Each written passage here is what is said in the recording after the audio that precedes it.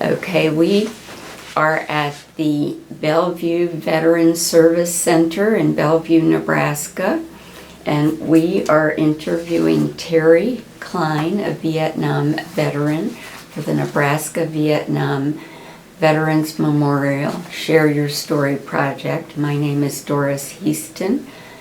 It is October the 4th, 2022. Good afternoon. That's not morning. And Terry is a resident of Council Bluffs, Iowa. Right. So, good morning. Want to tell us a little bit about how and where you grew up? I was born and raised in Council Bluffs, Iowa, and schooled in Council Bluffs, Abraham Lincoln High School, graduated in 1965. And after I got out of high school, I worked in a local grocery store in Council Bluffs until I received my draft notice to report to the draft board for military service. I went to all the different recruiters at the time. Several guys I went to school with went into various branches of the military. And I didn't realize it at the time. This was in early 1966, late 1965. There was a lot of things going on there. A lot of current controversy about the service. And so each and every recruiter I went to told me they had a quota, was filled. I didn't realize that. So I walked into the United States Marine Corps recruiting's office, said, sign your life away. So that's what I did. I enlisted instead of being drafted. I went home that day and my mother asked me, what branch of the military did I enlist in or drafted? I said, Mom, I enlisted in the United States Marine Corps. She was not happy. She says, oh boy, wait till your dad gets home from work. Well, before I came home, after I enlisted, I stopped at the local library in Council Bluffs, picked up a record album with military music on it. One in particular, the Marine Corps hymn. And so when my dad came home from work, he was cleaning up, eat supper and everything like that. And I proceeded to put this record album on the stereo and made sure it was playing the Marine Corps hymn. The best of my memory is that my dad heard that music and wanted to know what that was all about. I said, Dad, I enlisted in the United States Marine Corps. Well, he was not happy either. He thought maybe we could go to the recruiter's office the next day and get that all changed. But once you signed your paperwork, you were U.S. government property. You belonged to the United States Marine Corps. Did either of them say why they were not happy with the Marine Corps? Yes, my dad had been in the Army Air Corps in World War II in England, where he met my mother. Eventually that became the United States Air Force. And they were very adamant about my enlisting in the Air Force. And I got to thinking about that.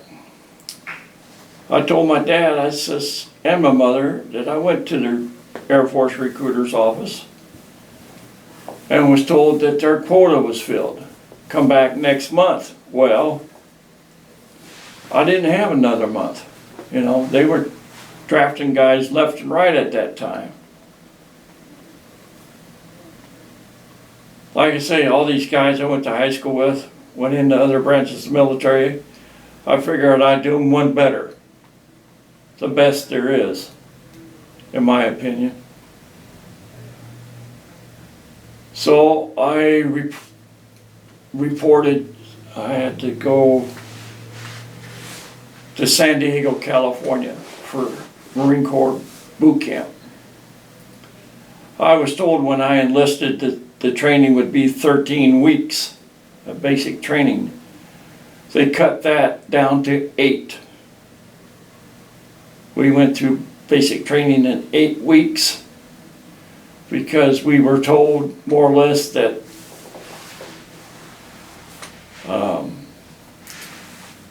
they needed bodies in Vietnam. And that was what the story was at the time. From San Diego, California, went to Camp Pendleton for another 8 weeks of training. 2 different schools,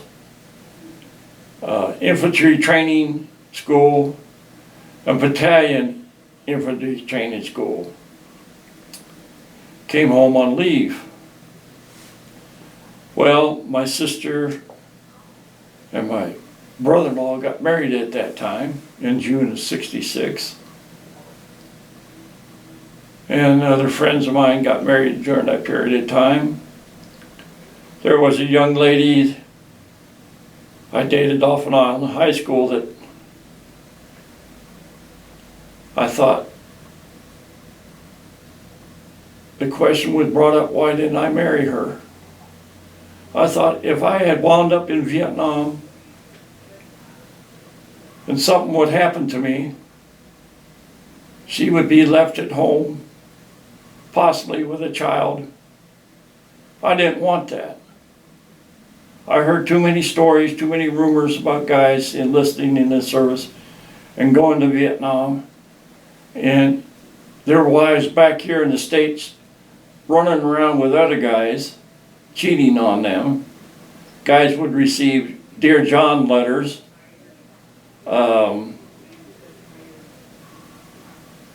They were badly wounded, came home in very bad shape, or he's wound up getting killed. There they are, their wife and child possibly. What are they going to do, you know? Who's going to take care of them? I didn't want that.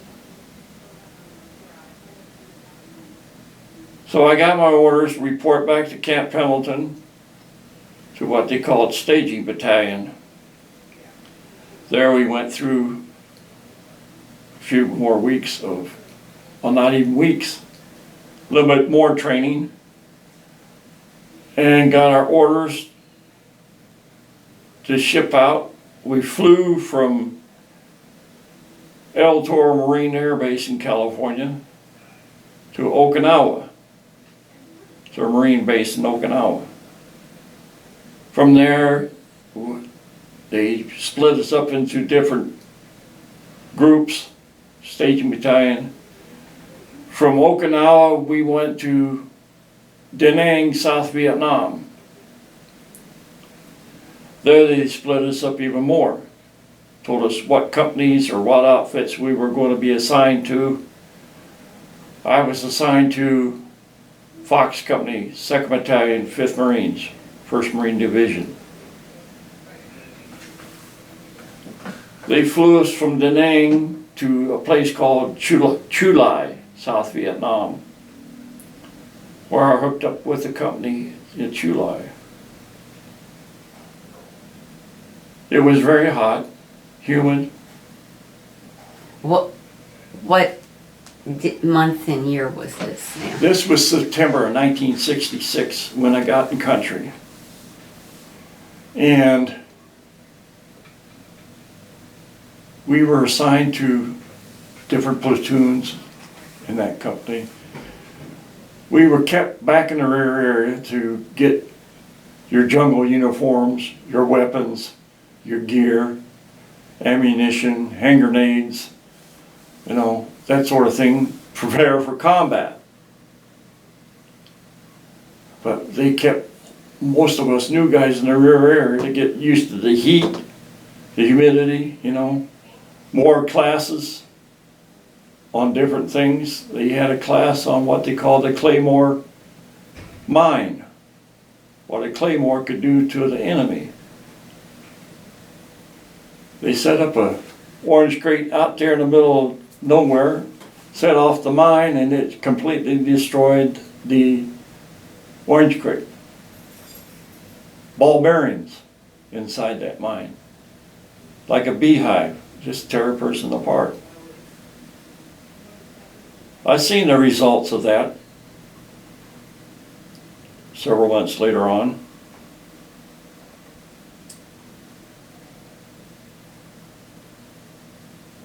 In the middle of the night, about, I don't know, it was very early in the morning. It's still dark outside.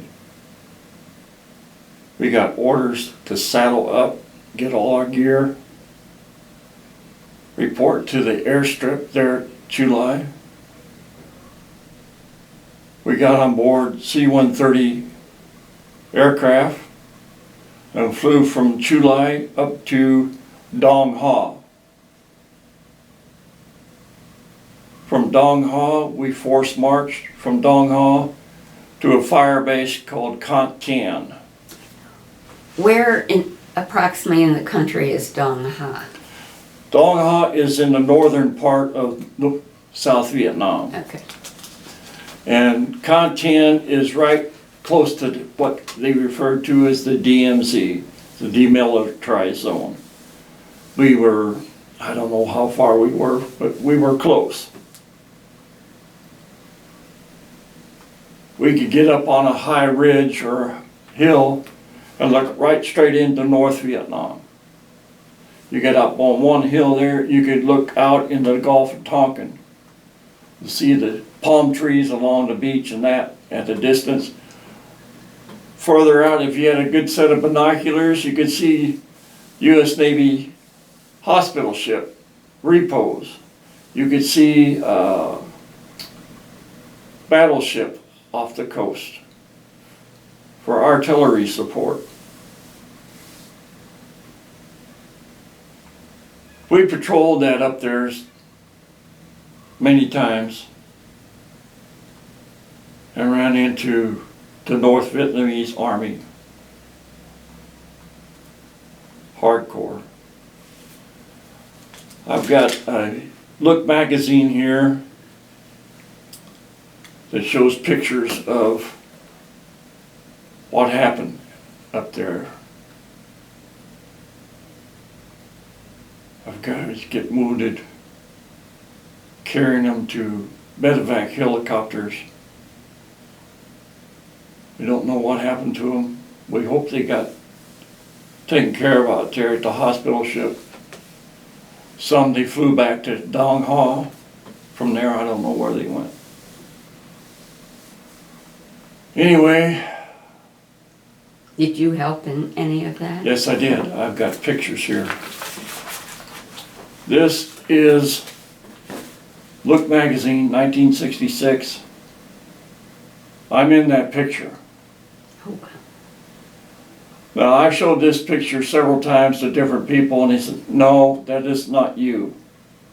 I said, well, you got to stop and think. I was 19 years old when I was in Vietnam. Which one? This one here.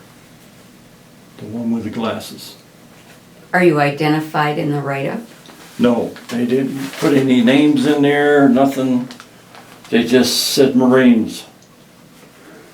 Did your folks save that for you? Did they know? No, I acquired this from a guy years ago that lives up here in outside Omaha. We met at a Nebraska Vietnam Veterans Reunion several years ago, and he says, oh, I got a magazine at home I'd like to show you. So I went out to his house and he showed me the magazine and loaned it to me to return to him, and I never did. I've had it all these years. I don't know if the guy's still around or not. Anyway,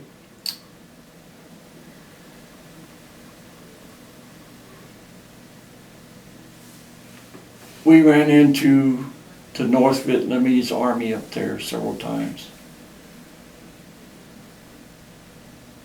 I had a little incident up there at the DMZ. We went on patrol one day, search and destroy in the villages. We were very close to the DMZ, a village right close, right on the DMZ.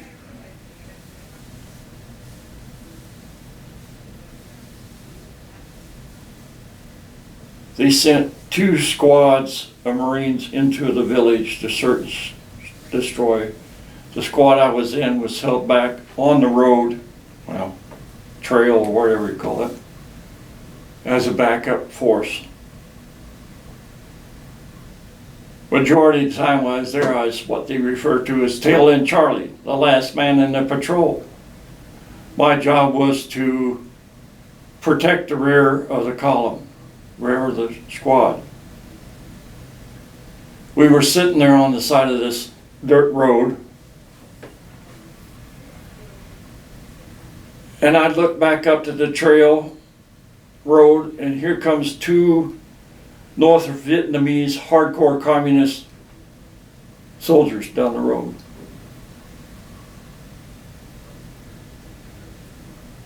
They were looking pretty young, you know, my age at the time. One had big banana leaves stuck in his belt for like camouflage. They had tan colored uniforms, khaki colored uniforms.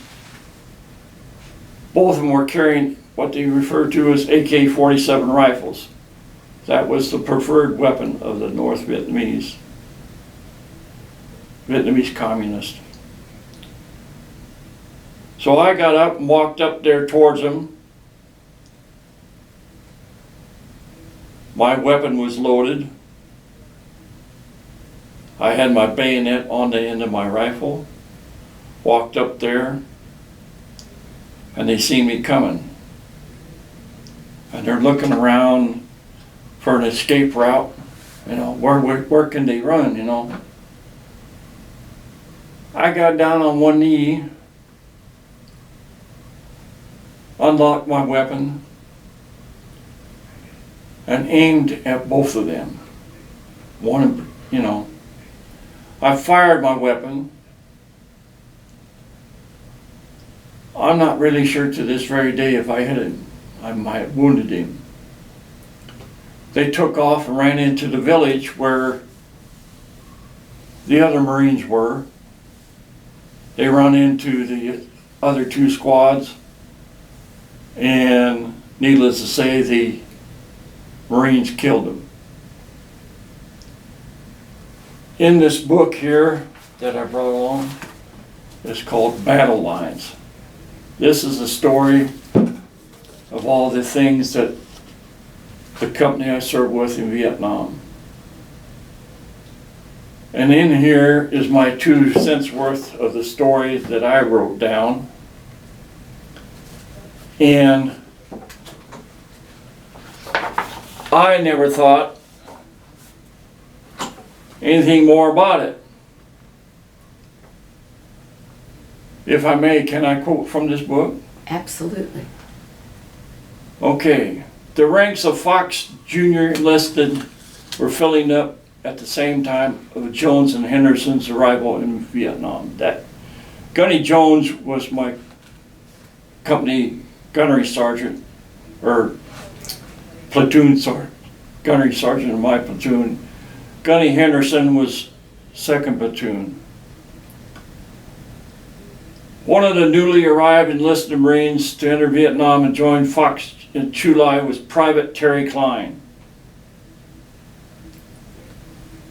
Average age of the fighting combat soldier was 19 years old. I was assigned to Fox Company at Chu Lai, ordered to the DMZ. Filling sandbags, multiple different duties, this, that, and other.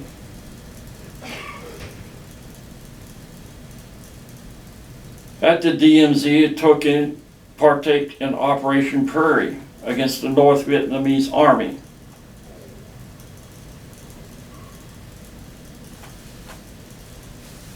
I was apprehensive, like all the Marines, scared, you know. Some were gung-ho, you know, and There's a statement in here. Emotions of a firefight concluded. Exhilaration to being scared, excuse my language, shitless. Quote. Tony Marie, huh? Anyway, it goes on and on here about my incident. I'll go back to page, let's see. This is page 22, 26, 27. Anyway, it tells my story in here.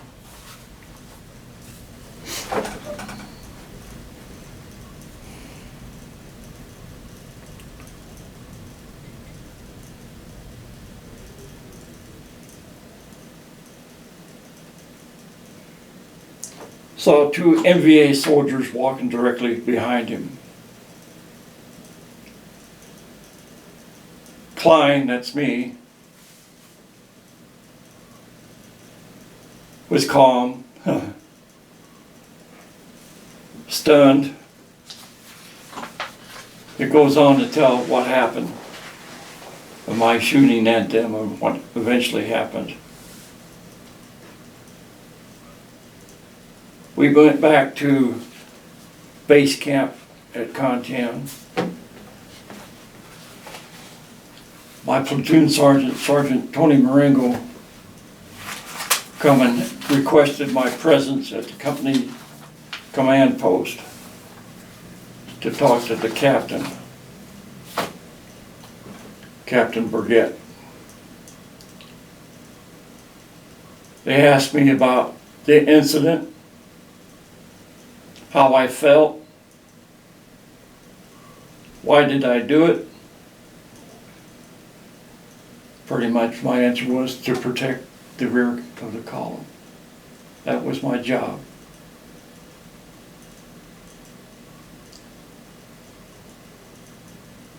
It goes on in the book here, you know, the whole details and everything like that. At the reunion we had at Wisconsin Dells and one in San Antonio, Texas back in the 80s,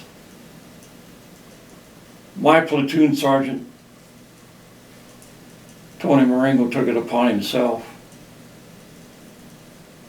to take my story and take it to the people who were publishing this book.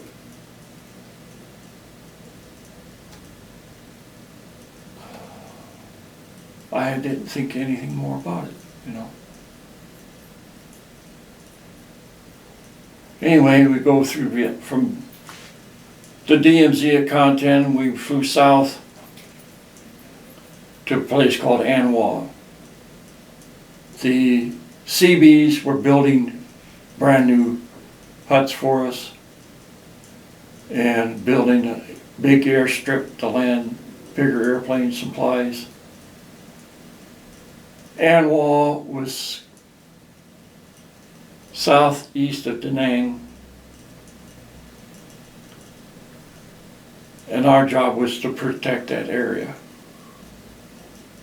run patrols, protect the river crossing on Liberty Road. They had a place called Fulak 6 right on the north of Anwa. It was a fire base. We had a view of the river there, and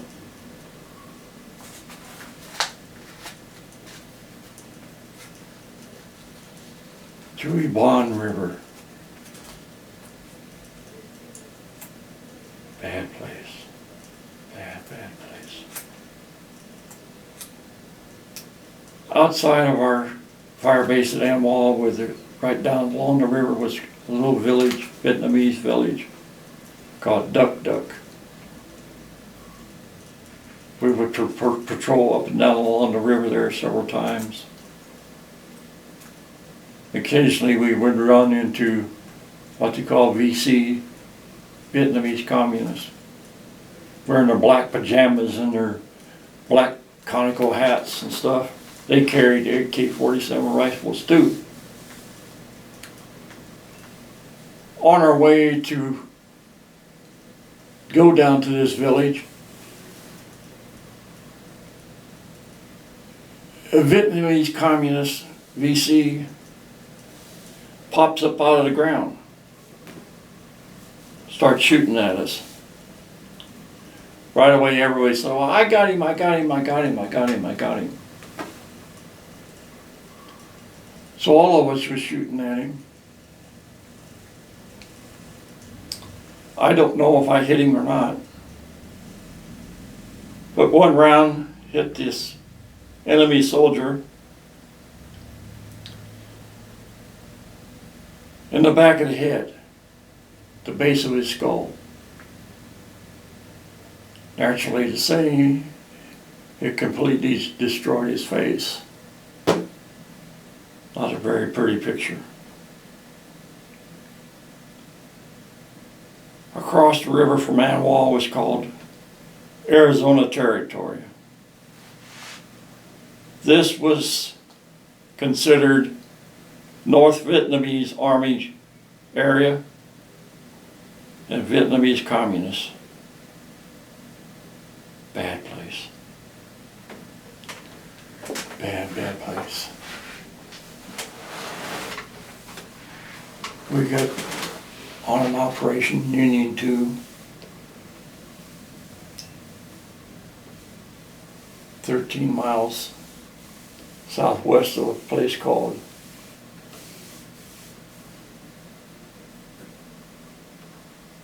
Cam Key. This was a company-size operation for our first and second platoon. Went in first. Third platoon, which I was in, was held in reserve.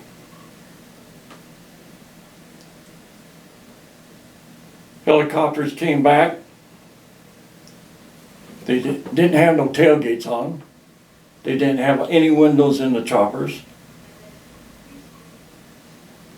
Right behind the pilot and co-pilot on the front side doors were two machine gunners for protection. One of the crew members in the back of the helicopter was throwing out our protective flak vest. Throwing it out the chopper. Out onto the tarmac.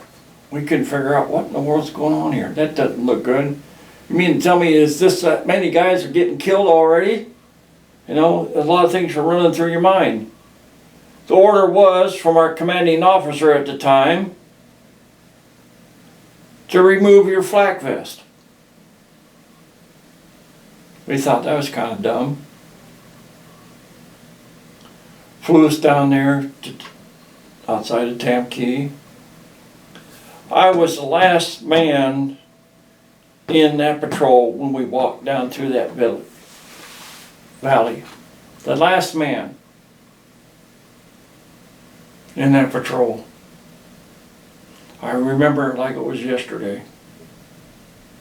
It's up here, it'll never go away. Never. I've had people try to tell me, forget it. It happened a long time ago. No. I'll take it to my grave. Anyway, went down through there. My platoon sergeant comes back. Off on the left-hand side of the trail, we was going down through there, was a cave dug in the side of the hill. Maybe 20 feet deep, maybe 10, 15 across.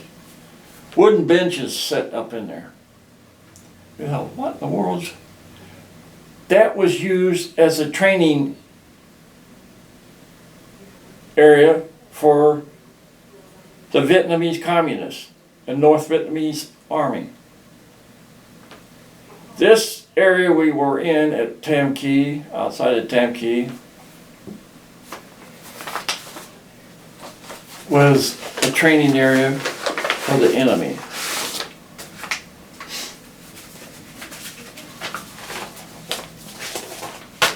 Battalion Fox Company, 2nd Battalion, 5th Marines, attached to 1st Marine Battalion on Union 2. Lai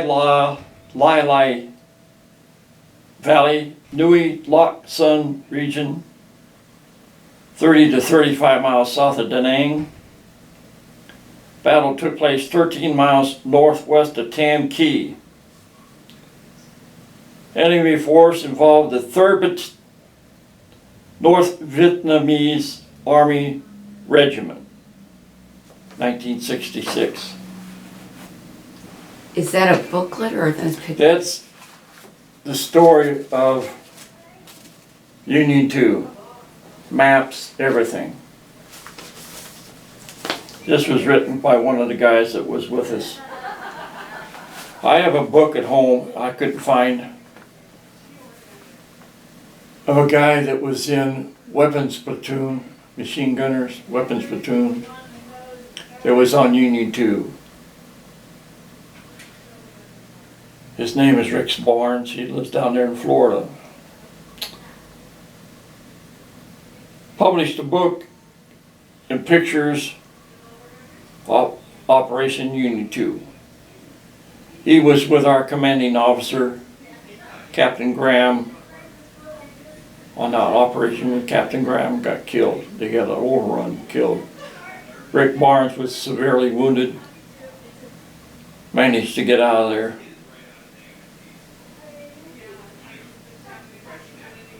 He's in bad shape. I talked to him, sent him some pictures I had. Sent me the book.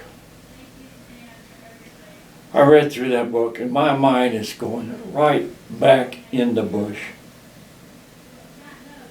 The elephant grass, the bamboo trees, the snakes, the jungle rats, the heat, humidity. Not good at all. Anyway,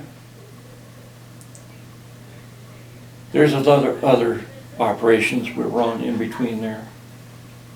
Going back a little bit, my first commanding officer, Captain Burgett, got wounded on an Operation Tuscaloosa up against the enemy, Vietnamese communist.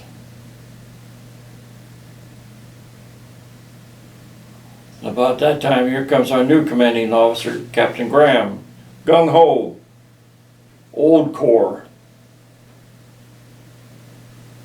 Things changed real fast.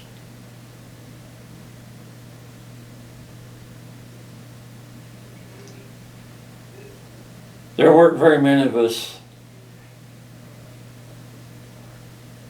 that survived Union 2. If I had the book, I could tell you the exact numbers and all that stuff. My estimate was, we're told, was 3/4 of a company was either killed or wounded. In that book someplace is a bit about me when we returned back to our base camp at Anwal. Flew us back in helicopters, walking up from the tarmac back to our company area. Had a little bit of an incline to get up there from the tarmac.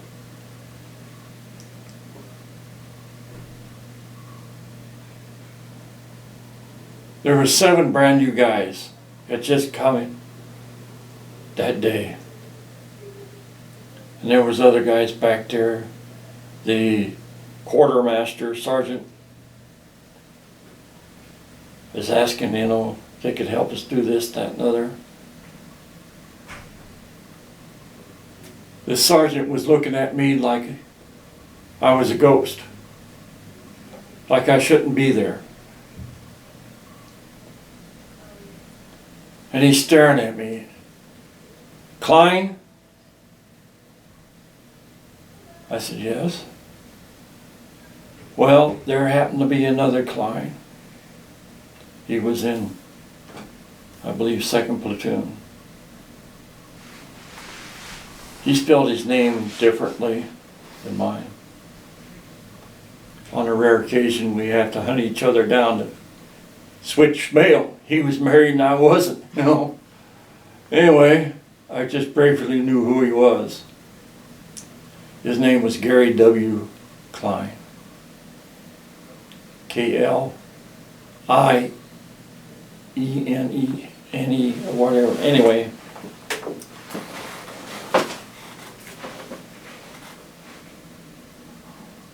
the night after the bombardment at Union 2, we pulled back on a hill. Didn't dig in, nothing like that. We just sat there right on the ground. Somebody had called in an airstrike on the enemy, NVA. First they dropped napalm bombs, hit the ground and it would tumble. Everything it hit, the napalm would cling to and burn.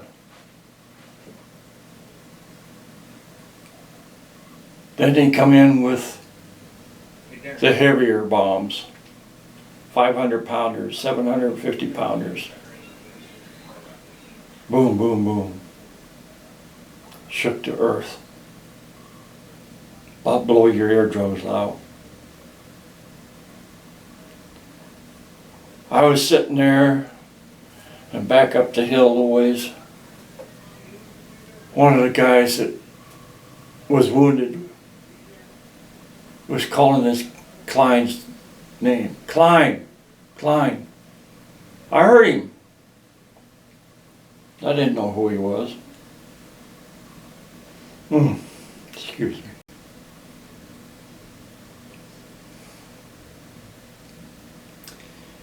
So I crawled back there. I didn't realize how bad he was wounded. I told him I was there to help ease his pain a little bit. I held his head in my lap for a little bit. The Navy hospital corpsman finally came up there and took over, and I went back to sit down. I don't know what happened to this guy. There's a guy that lives in Fremont, Nebraska that served with me in Vietnam.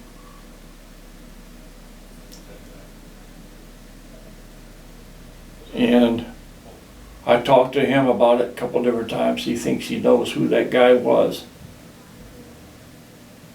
in the same platoon with him. This guy I know, a friend of mine, Tim Mullins, lives in Fremont, Nebraska. Nice guy, quiet spoken. Doesn't say a whole lot about Vietnam. But he'll talk to me about it.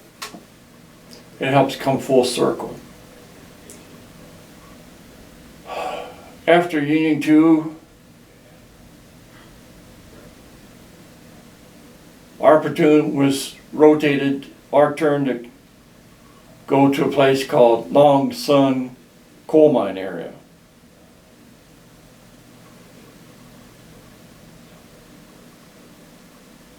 We dug in, well, there were bunkers already there.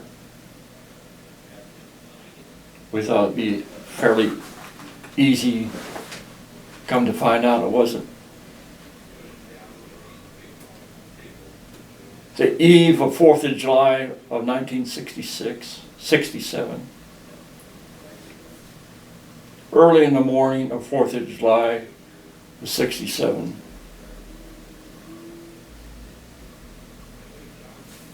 The platoons up above. 3rd platoon was on the bottom of the hill. 2nd and 1st on further up the hill. 2nd platoon, I think it was, I could be wrong in this, one of the platoons was across the river as a backup, what they called a swinging gate. They would come in behind the enemy, you know.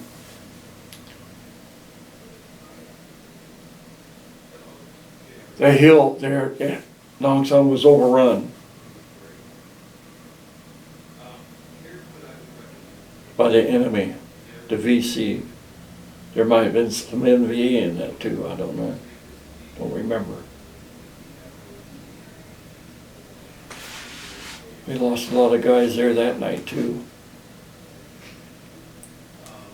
They sent reinforcements from Anwar to help us out.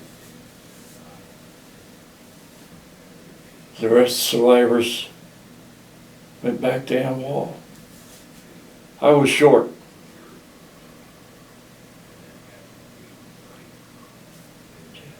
August 2nd. I had about less than 2 months left in country. The story was that if you had 30 days left in country, you were kept in the rear area, you know, get new guys squared away, stand bunker watch, stuff like that. They were having a resupply convoy going out to the fire base at the coal mine. I don't know why I volunteered to ride as part of security on the convoy. Maybe I was picked as one of the guys to ride security.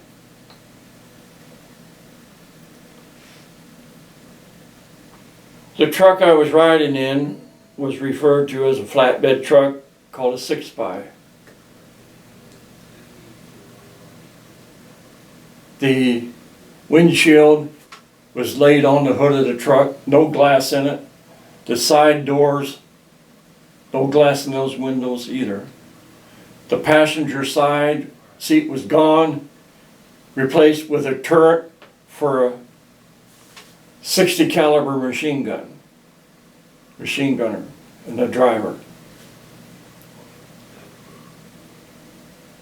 The truck I was on was loaded down with small arms ammunition, hand grenades, crates of hand grenades, 106 recorderless rifle rounds, what they call explosives, shape charges. I was sitting directly behind the driver on a crate of hand grenades. There were several trucks in front of us, several trucks behind us. They sent a minesweeping crew around ahead of us. They radio back, everything's fine. Come ahead. The trucks went ahead of us, trucks coming up behind us. I think there was a tank at the very rear end and a tank on the front. We were about the middle truck of the convoy, and the enemy loved to blow up the middle of the convoy, you know.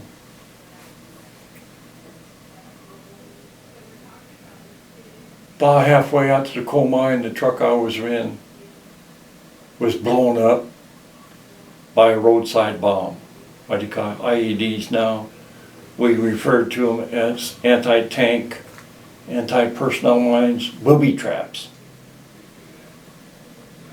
The explosion went off right underneath the fuel tank of the truck between me and the driver. The driver was blown out of the driver's seat and landed on the hood of the truck, on top of the windshield. This I was told later on. I was told by people that I was blowing up. When I was blowing up, I went anywhere from 10 to 15 feet in the air from the explosion. Landed on the small of my back, around my waistline.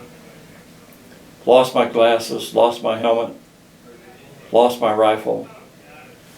The truck was sitting cattywampus in the crater from the explosion.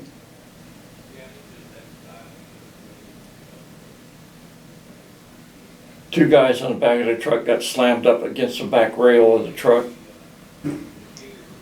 I managed to help them get off the truck, walk back to the truck behind us.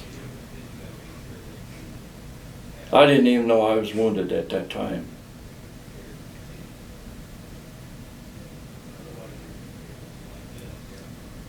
Somebody's yelling, "What about the driver? What about the driver?" The driver's gone, you know. Was in the back of my mind. I turned around and made about 2 steps back towards the truck. The truck was on fire from the explosion. Fuel from the fuel tank was burning. Made us 2 steps and the whole back end of the truck blew up from all that ammunition on that truck, going every which way. The blast from that explosion knocked me down on the ground. The Navy hospital corpsman come running up there. Somebody's yelling, "Corpsman up, corpsman up." A couple other guys helped me get off the side of the road.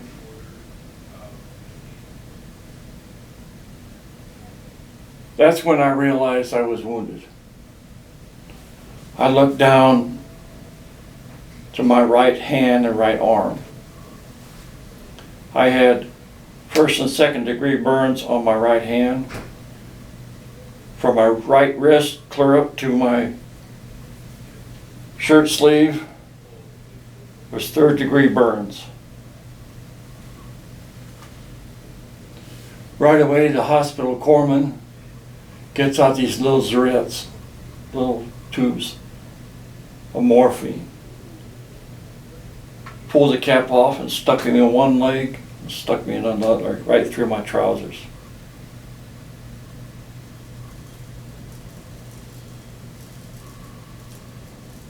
They medevaced me back to Anwal to the hospital there, field hospital.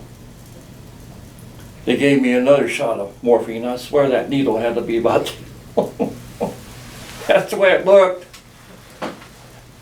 Shot me in the arm that was burned. God. I wasn't there very long. They put me on a medevac to Da Nang, the battalion hospital in Da Nang. There they stripped me of all my clothing to make sure there wasn't anything else damaged. I kept complaining about a sore back because my waistline, the back of my waist, hit the edge of the crate of hand grenades. Because my flak vest flew up and it hit the edge of that crate. I'm still paying the price for that occasionally.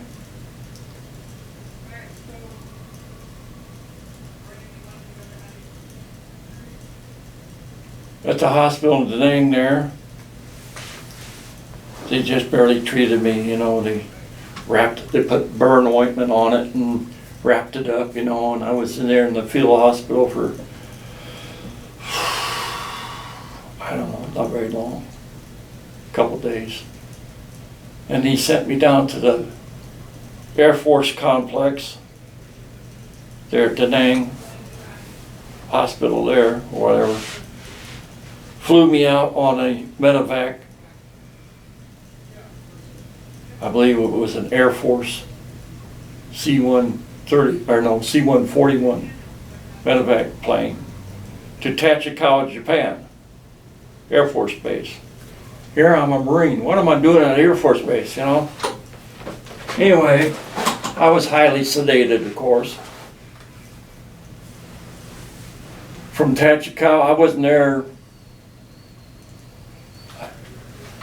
They put me on a medevac helicopter, a Huey helicopter, flew me south to Yokosuka, Japan, to the Navy hospital there, where I was treated. I was there about 5 months.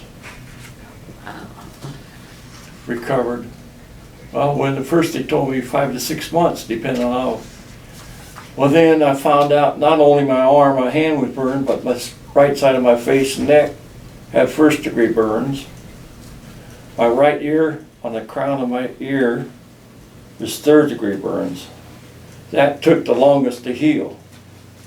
They took a skin graft from upper part of my arm to graft on my ear. On my arm, they were using a new experimental treatment at that time, something new, called holographic skin. I said, God, I'm going to run around here being a homo, you know, or something like that, nickname. What they did, they had little brown bottles where they had this skin they grew, and they rolled it out on my arm, spread it out, looked like the length of a stripped piece of bacon, all up and down my arm, wrapped it up.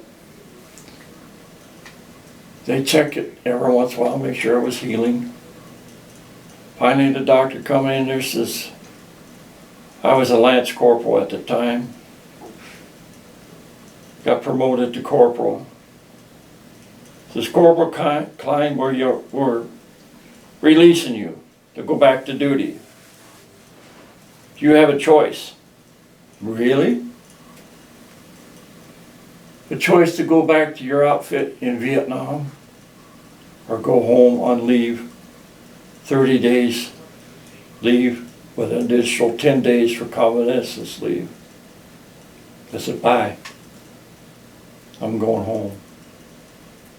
My mother was, when they contacted my mom and dad, they were in California visiting my sister and brother-in-law.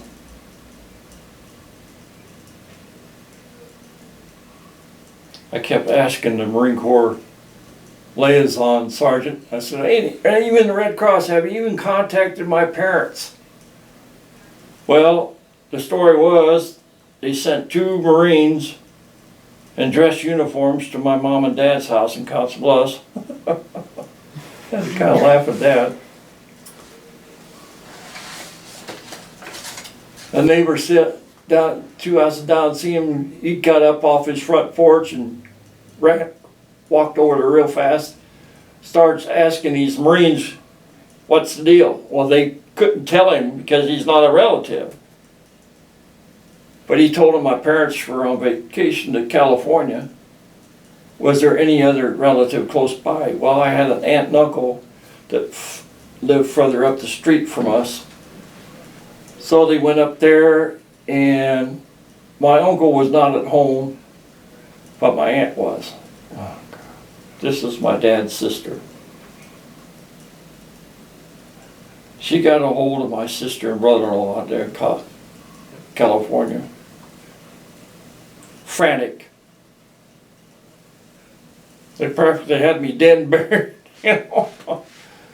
Anyway, I called my sister long distance from Japan, told her what the story was, how long I'd probably be there. Got released,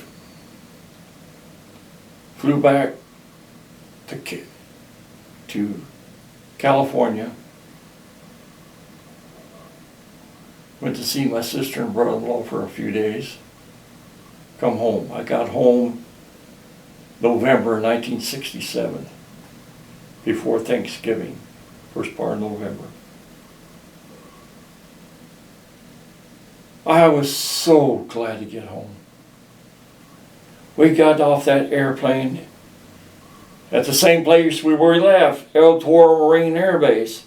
They wouldn't take us to a commercial airport because there was too many protesters going on against the war. They were standing outside the base there at at El Toro with signs.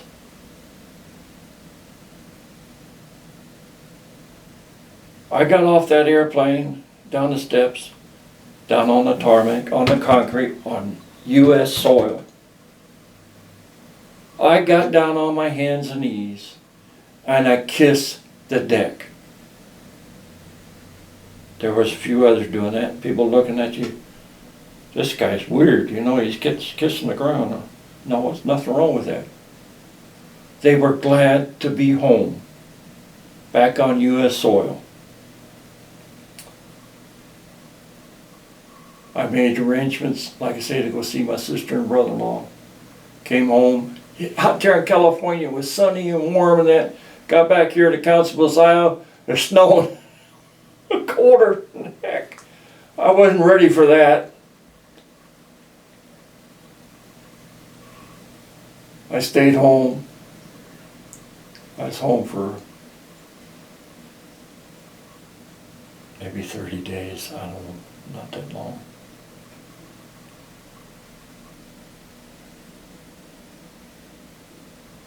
My brother is younger than me by 4 years.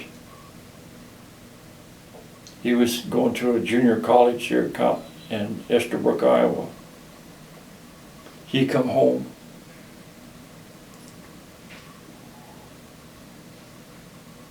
In my mom and dad's kitchen the next day. Well, I got home at night. The next day, I was dumping my sea bag. Whatever stuff that didn't get confiscated from the, you know. On the floor, thunk. My mom said, "What is that?"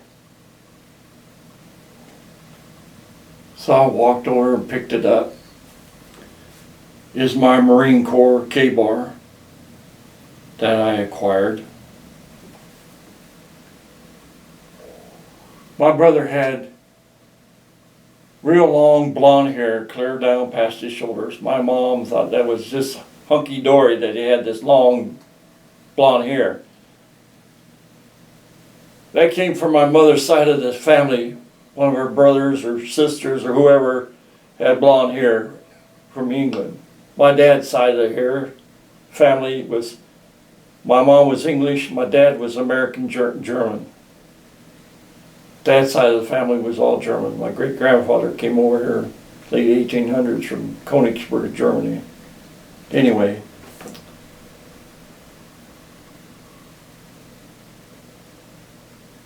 I stood in front of my brother with that K-bar.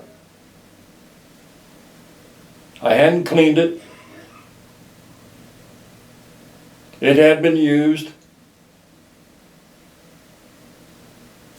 I unbuttoned it, pulled it out of its sheath, and held it there in front of my brother. My mom's having a fit. "What are you doing?" I says, "As long as I'm home on leave,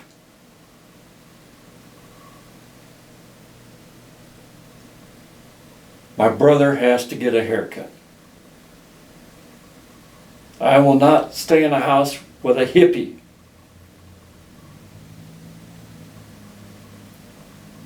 Because when I went through LAX on the way home, there was hair Kishners and long-haired hippies and that, and protesting the war, called you all kinds of foul names. Even my own brother. I couldn't believe it. I just could not believe it.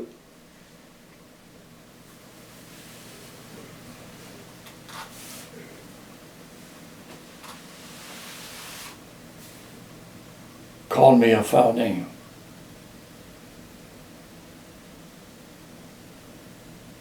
Says, "Boy, you better get a haircut, or else I'm going to cut your hair for you."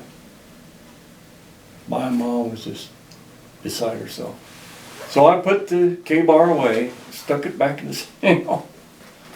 I've still got it. You get a haircut? Yeah. Oh. He got a haircut the next day. I'm just checking. My mother wasn't happy. Oh, that beautiful blonde hair. I thought, yeah, I'm good.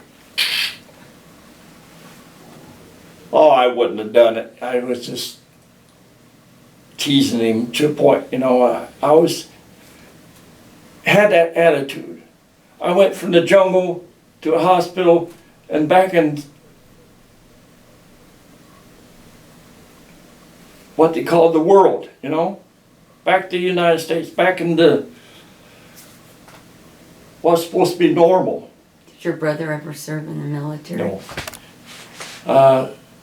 He got his notice, and when he went for the physical, they found out he was diabetic. And he eventually had, well, he's on insulin now, but he had to be on insulin. So that, he didn't have to. He went to junior college.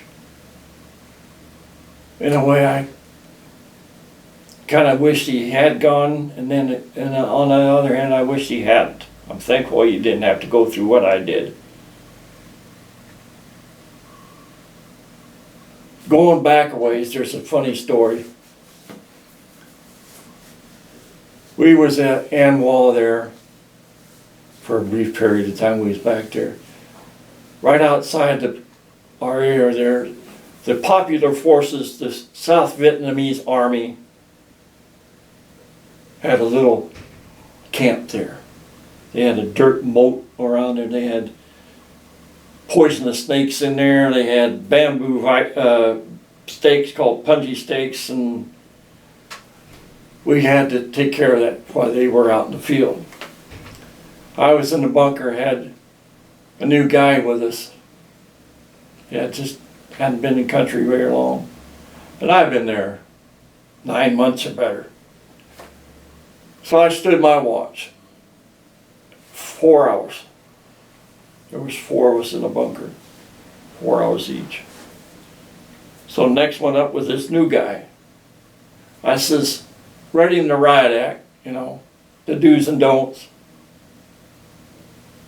I had just gone in the bunker to lay down, hopefully get a little bit of sleep. Sleep was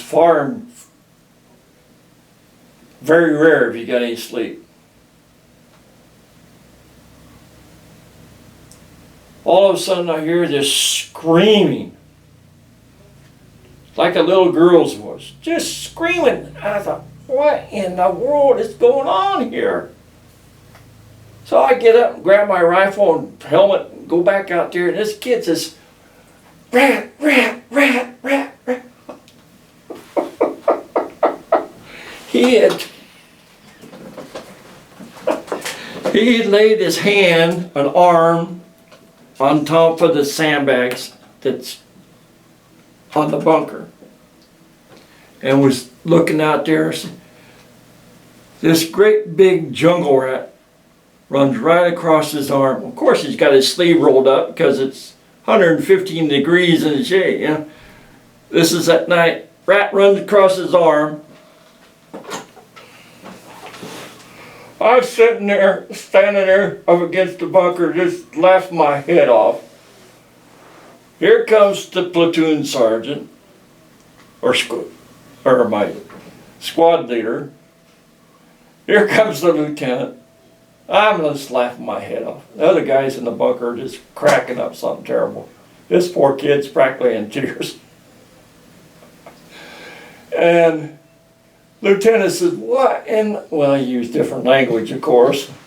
Some very strong language. Blankety blank, blank, blank. What's going on? He said, why in the Sam hell are you laughing at? I said, there's a jungle rat. You could see him running down the top of the sandbags. Oh, okay. My squad leader, he's looking at me and I'm looking at him, and he couldn't help it. He was grinning. He says, you're in charge of this bunker, you're on duty. You stay and watch the rest of the night regardless. Oh my God, it was funny. When you came home, were you out of the Marines, or did you No, still have some I still time? had time left in the Marine Corps. I got orders to report to Fleet Marine Force Atlantic Norfolk, Virginia. I was headquarters of battalion on a camp there, base called Camp Elmore. This thing was 2-3 blocks long and 2-3 blocks wide. It wasn't very big. Supplied. I was in military police. I was a corporal. Guard duty, you know, front and back gate. And the gate that went to the PX. Had to check IDs and stuff like that. Salute officers and so on and so forth. And is that how you finished? Yeah, I was military police. I got promoted just before I got out of service. My first sergeant, somehow or another, got picked for the color guard for the Marine Corps birthday on the East Coast there, Norfolk, Virginia. All the top brass on the East. Color guard, practice, practice, practice. Full dress blues. I got a black and white picture, some of it, I don't know what I done with it. Go up there in front of all the top brass with the color guard. I was carrying the American flag. Guy next to me was carrying the Marine Corps flag with all the battle ribbons on it. 2 guards, rifle guards on each side. Marched up there, presented the colors, sidestepped, split, sidestep. Women Marines, 4 lady Marines, rolled on a cart the great big Marine Corps birthday cake. I mean, this thing was big. So I stepped back, presented colors again. They played the Marine Corps hymn. Everybody stood up at attention. Retired colors about faced or turned, swiveled around and marched out towards the back of the auditorium. That was it. One of the officers came back there. We was folding up the flags and covering up, ready to leave. We had another little ceremony for the enlisted men. This was all top brass officers and their ladies, you know. We were requested to go sit up at the dais, the top commanding officer of the Marine Corps at that time, the Commandant of the Marine Corps. They had made room for us at the end to help celebrate the Marine Corps. Well, we couldn't do that because we had this enlisted man's in a different auditorium, hotel auditorium. Went up there and did that, retired the flags, put them away. We stayed there for that get together. I say I was promoted E5 sergeant before I got out of the service. They came down with orders that those of us who had been to Vietnam, had 6 months or less in the service, could get out on an early cut program. But you had to go talk to a career advisor, and of course they offered you the moon. You had to re-enlist for 3 years, a $5,000 bonus, tax-free. They had a duty station, embassy duty in London, England. I thought, well, that'd be nice, because I got relatives over there on my mom's side of the family I've never seen or never met. That'd be a good opportunity. But it was only 2 years, duty station. I asked the staff sergeant, the career advisor, I says, what about that 3rd year? He told me, quote, 50-50 chance of going back to Vietnam. I said, no, thank you. He said, well, you're a Marine and you got all the ribbons and all that jazz and so on and so forth. I got a Purple Heart. Yeah, I'm looking. The Vietnamese Cross of Gallantry, that was for the whole battalion, or the company. Good Conduct, National Defense, the Vietnamese Campaign ribbons, service ribbons. There's one or two that I haven't acquired. There's one Marine Corps Expeditionary Force. I haven't gotten that one yet. That's neither here nor there. But anyway,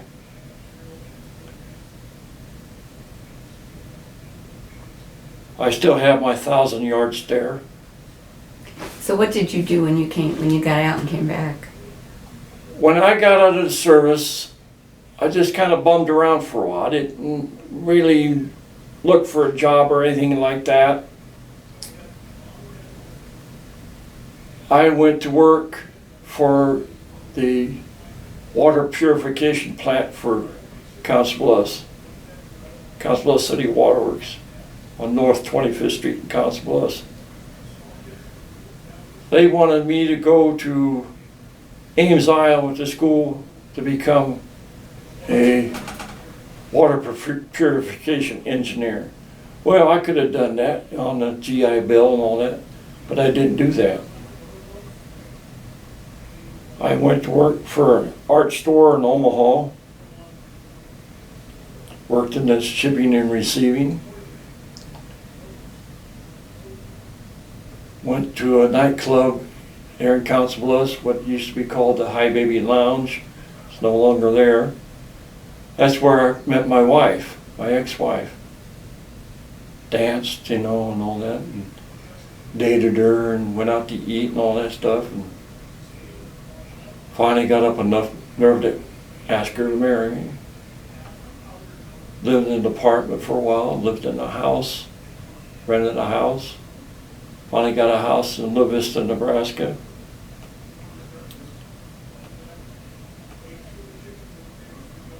Had 2 boys and 1 daughter. Have you ever spoken to your family, any of your family, either sibling, children, wife, cousins, about your Vietnam experience? Yeah, I have briefly, and they really didn't seem all that interested in it. I had some girl cousins years ago.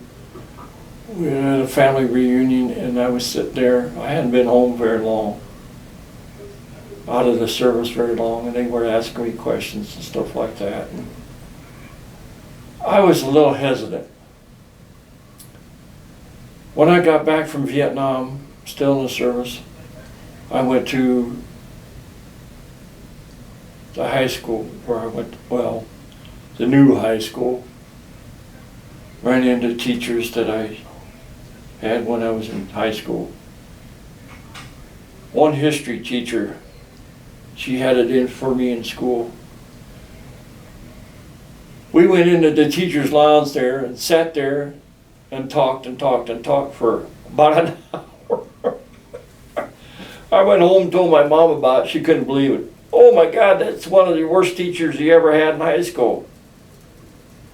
This teacher wanted me to come talk to her class. They were studying Southeast Asia, Vietnam.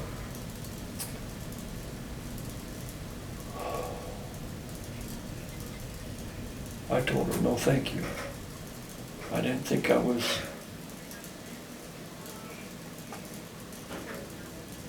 able to do that sort of thing that soon, It was still very fresh up here. Even though I was in the hospital for as long as I was still in that type of environment. I was on the burn ward in the hospital in Japan there. All these guys with burns and stuff like that, some worse than me. across the hall in another ward was the machine gunner, the guy that was on the machine gun that day when the truck blew up. He had a body cast from his neck to his waist from his injury. He lives in Florida. The other guys, I don't know whatever happened to them. Like I say, the driver was dead. Yeah, I talked to my parents.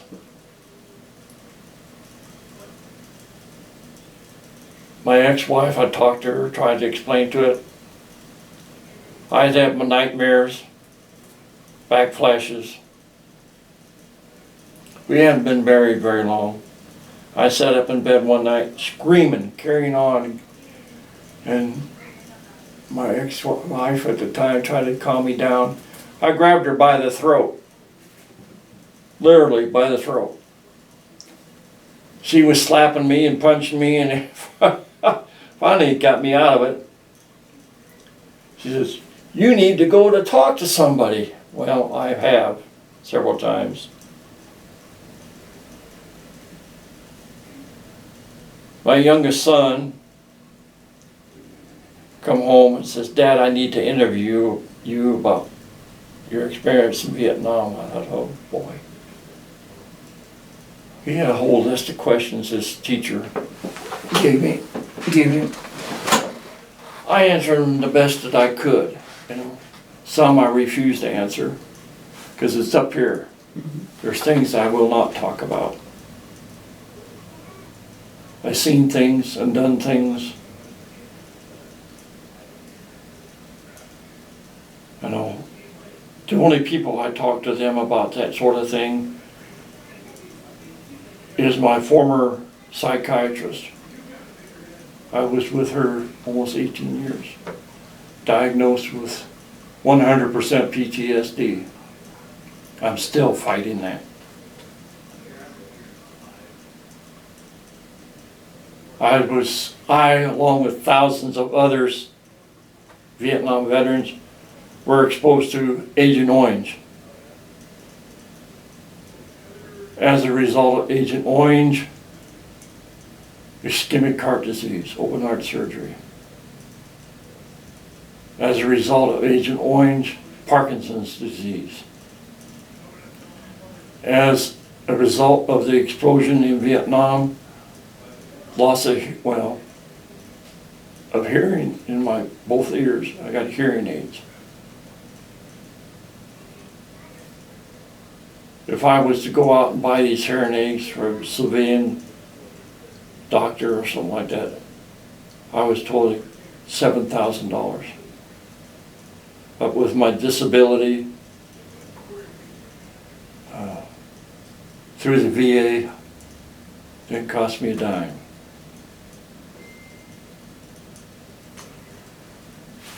I really hate to do this, but we only have less than 10 minutes over the maximum Yeah, you pretty much covered everything. Are allowed on this. I understand that. And so, you know, I just wanted to ask if there's anything else you would like to add or say. Well,